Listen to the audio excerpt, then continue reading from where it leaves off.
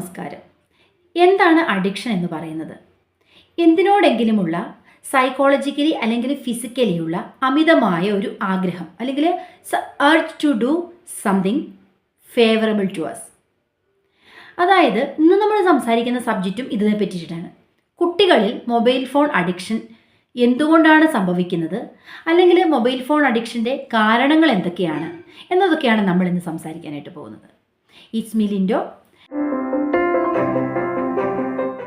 ആദ്യമേ തന്നെ ഒരു കാര്യം പറയട്ടെ, എല്ലാ മൊബൈൽ ഫോൺ യൂസേജും അഡിക്ഷൻ്റെ ഗണത്തിൽ പെടുത്താനായിട്ട് പാടില്ല.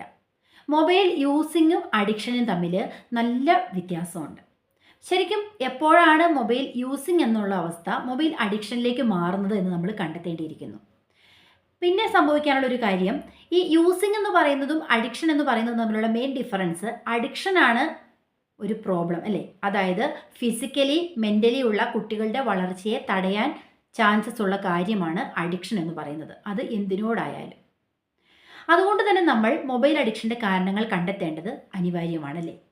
കഴിഞ്ഞ ദിവസം ഒരു റീല് കണ്ടതായിട്ട് ഓർക്കുന്നു, എല്ലാവരും കണ്ടിട്ടുണ്ടാവും.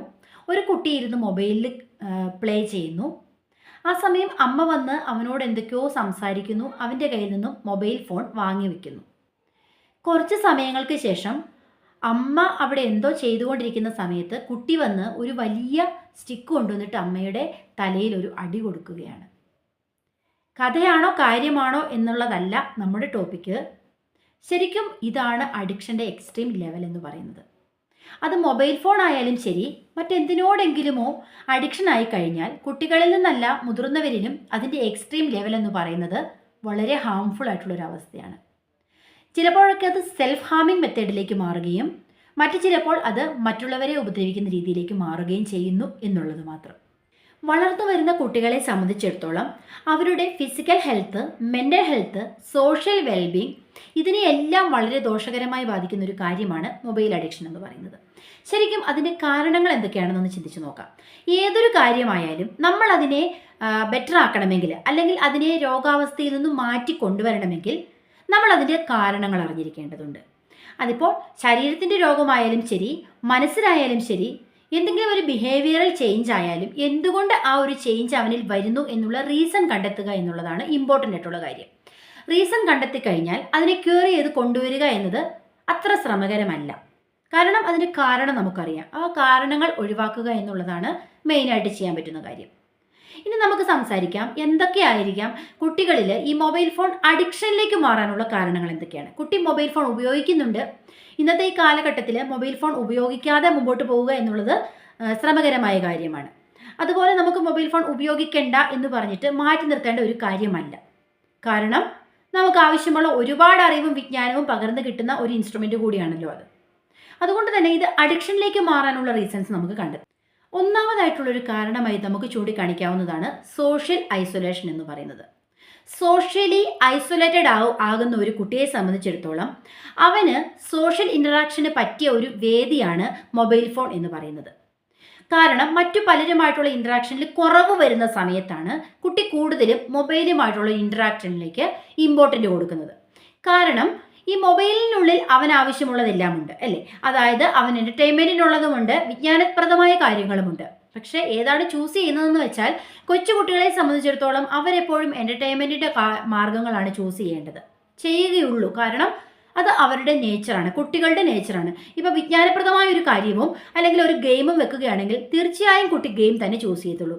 അത് കുട്ടിയുടെ ക്യാരക്ടറാണ്, അതായത് ശിശുവിൻ്റെ ക്യാരക്ടർ എന്ന് വേണമെങ്കിൽ നമുക്കതിനെ പറയാം. അപ്പോൾ ശരിക്കും ഈ സോഷ്യലി ഐസൊലേറ്റ് ചെയ്യപ്പെടുക എന്നുള്ളൊരു റീസണാണ് കുട്ടികൾ മൊബൈലിലേക്ക് കൂടുതൽ ഇൻട്രാക്റ്റഡ് ആവാനുള്ളൊരു കാരണമായിട്ട് ഞാൻ പറയുന്നത്. ഒരു റിയൽ ലൈഫ് എക്സാമ്പിൾ പറയുകയാണെങ്കിൽ, കുട്ടിക്ക് സംസാരിക്കാനോ അല്ലെങ്കിൽ കുട്ടിക്ക് ഇൻട്രാക്റ്റ് ചെയ്യാനോ അവനൊരു പിയർ ഗ്രൂപ്പ്സ് ഇല്ല എന്നിരിക്കട്ടെ, അല്ലെങ്കിൽ അവൻ്റെ ഫാമിലിയിൽ നിന്ന് അവനുമായിട്ടുള്ള ഒരു ഇൻട്രാക്ഷൻ്റെ ചാൻസസ് അവിടെ ഇല്ല എന്നിരിക്കട്ടെ, ആ ഒരു സമയത്ത് കുട്ടി കണ്ടെത്തുന്ന ഒരു മാർഗമായിരിക്കാം ഈ മൊബൈൽ ഫോൺ എന്ന് പറയുന്നത്.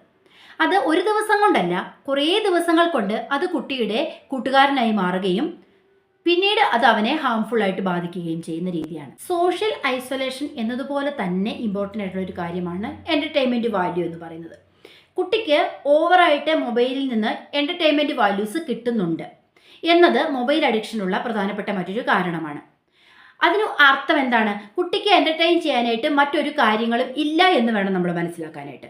നമ്മൾ സംസാരിക്കുന്നത് അഡിക്ഷൻ ലെവലാണെന്ന് ചിന്തിക്കുക. നമ്മൾ മൊബൈൽ യൂസ് ചെയ്യുന്ന ഉപയോഗിക്കുന്ന ആ ഒരു രീതി അല്ല പറയുന്നത്, അഡിക്ഷനിലേക്ക് മാറുന്ന രീതി. കുട്ടിക്ക് മറ്റൊരു എൻ്റർടൈൻമെൻറ്റിലും താല്പര്യമില്ല, അല്ലെങ്കിൽ മറ്റ് എൻ്റർടൈൻമെൻറ്റ്സ് ഒന്നും അവന് മുമ്പിൽ അവൈലബിൾ അല്ല. ഈ ഒരു ഘട്ടത്തിലാണ് കുട്ടികൾ എൻ്റർടൈൻമെൻറ്റ് വാല്യൂസ് എന്ന ഒരു പോയിന്റിൽ മൊബൈലിലേക്ക് അഡിക്റ്റഡ് ആവുന്നത്. ഇത്തരം കാര്യങ്ങളൊക്കെയാണ് കുട്ടി മൊബൈൽ അഡിക്റ്റഡ് ആവാനുള്ള റീസൺസ് ആയിട്ട് പറയാനായിട്ട് സാധിക്കുന്നത്. എൻ്റർടൈൻമെൻറ്റ് വാല്യൂസിന് വേണ്ടിയിട്ട്, അല്ലെങ്കിൽ ഈസിലി അവൈലബിൾ ആയതുകൊണ്ട്, സോഷ്യലി ഐസൊലേറ്റഡ് ആവുന്നതുകൊണ്ട്, ഇതൊക്കെ കുട്ടി മൊബൈൽ അഡിക്റ്റഡ് ആവാനുള്ള റീസൺസ് ആണ്. ഇനി നമ്മൾ ചിന്തിക്കേണ്ട പ്രധാനപ്പെട്ട ഒരു കാര്യം, മൊബൈൽ അഡിക്റ്റഡ് ആണോ എന്നറിയാനുള്ള സിംറ്റംസിനെ പറ്റിയിട്ടാണ്. ഇനി നമ്മൾ സംസാരിക്കാൻ പോകുന്നതും അതാണ്. കുട്ടി മൊബൈൽ അഡിക്റ്റഡ് ആണോ, എൻ്റെ കുട്ടിക്ക് മൊബൈൽ അഡിക്ഷൻ ഉണ്ടോ, അപ്പോൾ എന്തൊക്കെ സിംറ്റംസ് വെച്ചിട്ട് അവൻ മൊബൈൽ ഉപയോഗിക്കുന്നത് അഡിക്ഷൻ ലെവലിലാണ് എന്ന് നമുക്ക് പറയാനായിട്ട് സാധിക്കും. ആ സിംറ്റംസിലേക്കാണ് നമ്മൾ ഇനി കടക്കുന്നത്. ഒന്നാമതായിട്ട് നമുക്ക് പറയാൻ സാധിക്കും റെസ്റ്റ്ലെസ്നെസ് അല്ലെങ്കിൽ ഇറിറ്റബിലിറ്റി. കുട്ടി ഇറിറ്റബിലിറ്റി കാണിക്കുന്നുണ്ടോ, അതായത് മൊബൈൽ കിട്ടാത്ത സാഹചര്യങ്ങളിൽ അവൻ ഭയങ്കരമായിട്ട് ഷൗട്ട് ചെയ്യുകയും അല്ലെങ്കിൽ ഇറിറ്റേഷൻ കാണിക്കുകയും ചെയ്യുന്നുണ്ടോ. ശരിക്കും നമുക്ക് മനസ്സിലാക്കാൻ സാധിക്കും, കുട്ടി മൊബൈൽ ഉപയോഗിച്ചുകൊണ്ടിരിക്കുന്ന ഒരു സമയത്ത് അവൻ്റെ കയ്യിൽ നിന്നും ഫോൺ ഒന്ന് വാങ്ങി നോക്കുക. അപ്പോൾ അവൻ എങ്ങനെയായിരിക്കും പ്രതികരിക്കുന്നത്? പെട്ടെന്നുള്ള ആ ഒരു പ്രതികരണമല്ല. പെട്ടെന്ന് ഫോൺ വാങ്ങുമ്പോൾ കുട്ടി ചിലപ്പോൾ മുഖം ഒന്ന് വാടുകയോ അല്ലെങ്കിൽ എന്തെങ്കിലും സങ്കടപ്പെടുകയോ ചെയ്യാം. അതല്ലാതെ അവൻ വളരെ ഇൻറ്റൻസീവായിട്ടുള്ള ഇറിറ്റേഷൻ കാണിക്കുന്നുണ്ടോ എന്ന് നോക്കുക. തീർച്ചയായിട്ടും നിങ്ങളുടെ കുട്ടിക്ക് മൊബൈൽ അഡിക്ഷൻ ഉണ്ട്. ഇത് ചെക്ക് ചെയ്യാനായിട്ടുള്ളൊരു മാർഗം ഞാൻ പറയാം. അതായത് കുട്ടി സ്കൂൾ വിട്ട് വരുമ്പോൾ അവന് എല്ലാ ദിവസവും മൊബൈൽ ഉപയോഗിക്കുന്ന ഒരു സമയമുണ്ടെന്ന് വിചാരിക്കുക. ആ ഒരു സമയത്ത് അവൻ്റെ മുമ്പിൽ മൊബൈൽ അവൈലബിൾ ആക്കരുത്. ഒരു റിയൽ ലൈഫ് എക്സാമ്പിളിലേക്ക് വരികയാണെങ്കിൽ, സ്കൂൾ വിട്ട് വരുന്ന ഒരു കുട്ടിക്ക് മൊബൈൽ കളിക്കുന്ന സമയം ഉണ്ടാവുമല്ലോ. ആ ഒരു സമയത്ത് അവൻ്റെ മുമ്പിൽ മൊബൈൽ കൊടുക്കാതിരിക്കുക. ആ ഒരു സമയത്ത് അവൻ എങ്ങനെ ബിഹേവ് ചെയ്യുന്നുവെന്ന് ഒബ്സർവ് ചെയ്യുക. ആ മൊബൈൽ കിട്ടാതാവുമ്പോൾ അവൻ എന്താണ്, അവൻ്റെ ബിഹേവിയറിൽ എന്തൊക്കെ ചേഞ്ചസ് ആണ് നമുക്ക് നോട്ടീസ് ചെയ്യാൻ സാധിക്കുന്നത്. അതായത് അവൻ ഇറിറ്റേഷൻ കാണിക്കുന്നുണ്ടോ, ദേഷ്യം കാണിക്കുന്നുണ്ടോ. ചില കുട്ടികൾ ഷൗട്ട് ചെയ്യുകയും എന്തെങ്കിലും സാധനങ്ങൾ എടുത്ത് എറിയുക അല്ലെങ്കിൽ എറിഞ്ഞുടയ്ക്കുക എന്നുള്ള പ്രവൃത്തി കാണിക്കുന്നു.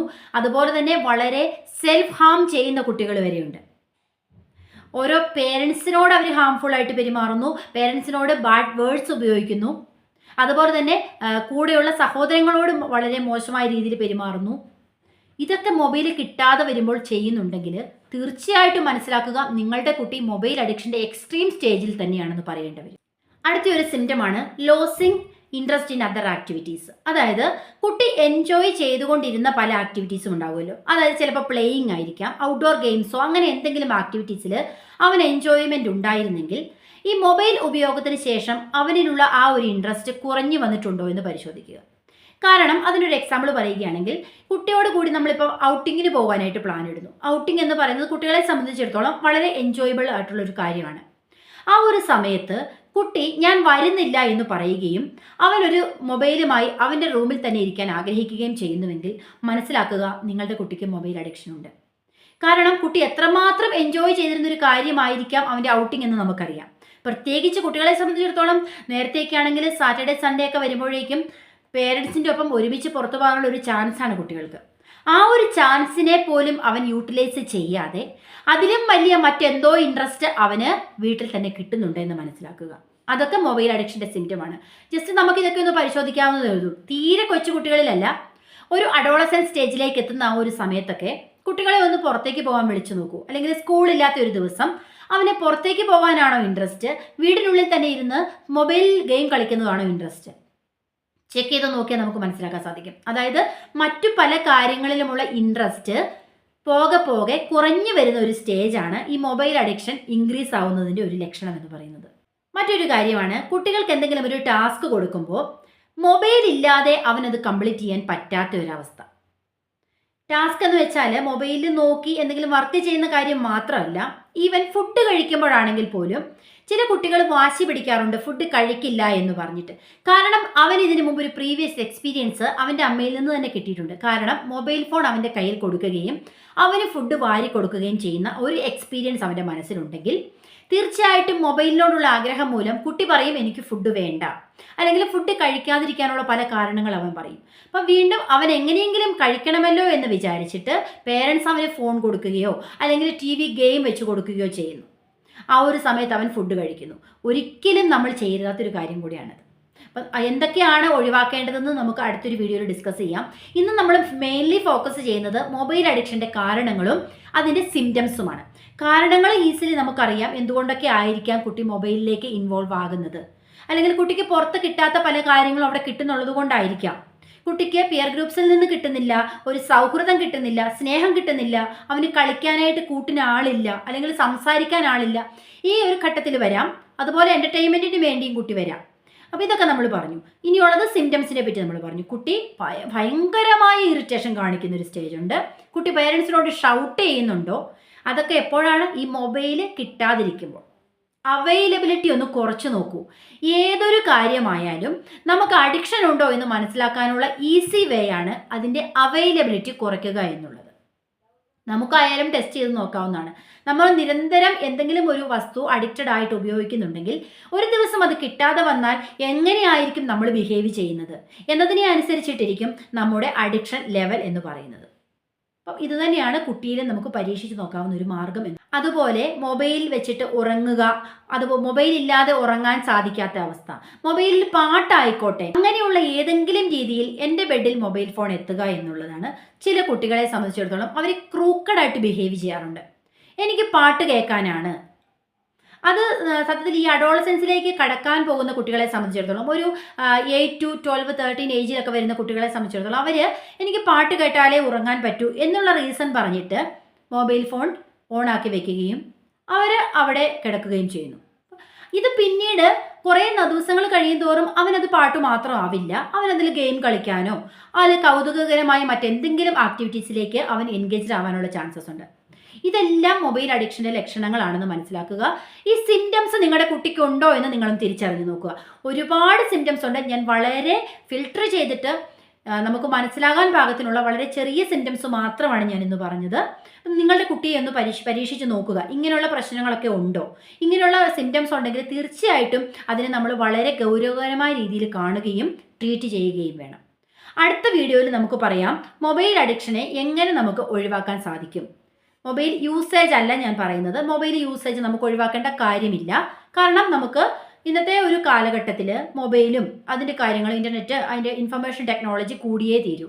സോ മൊബൈൽ അഡിക്ഷൻ ഒഴിവാക്കാനുള്ള കുറച്ച് ടിപ്സുമായിട്ട് നമുക്ക് അടുത്ത വീഡിയോയിൽ കാണാം. ഇന്നിവിടെ വീഡിയോ വൈൻഡപ്പ് ചെയ്യുകയാണ്. ചാനൽ ഇഷ്ടപ്പെടുന്നവരുണ്ടെങ്കിൽ, ഉപകാരപ്രദമാകുന്നുവെങ്കിൽ വീഡിയോ സബ്സ്ക്രൈബ് ചെയ്യുകയും ഷെയർ ചെയ്യുകയും ലൈക്ക് ചെയ്യുകയും ഒക്കെ ചെയ്യുക. നിങ്ങളുടെ വിലയേറിയ അഭിപ്രായങ്ങൾ കമൻറ്റുകളായി രേഖപ്പെടുത്തുക. അടുത്ത ദിവസം മൊബൈൽ അഡിക്ഷൻ എങ്ങനെ ഒഴിവാക്കാം എന്നുള്ള ടോപ്പിക്കുമായി നമുക്ക് വീണ്ടും കാണാം. The silence break the